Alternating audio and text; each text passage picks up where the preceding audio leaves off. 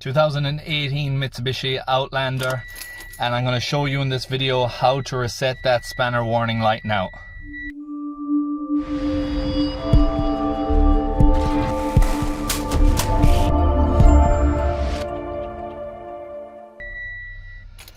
Alright, so with the ignition in the off position, you go over to this button here and you scroll through until you get to that section. When you get to that section, you just press and hold, and then you press again,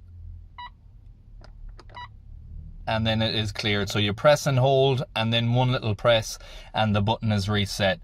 And that is it, as simple as that. I hope you enjoyed this video. I hope you found it useful. If you did, please like, share, comment and subscribe, and I hope to see you in the next one. Thanks for watching.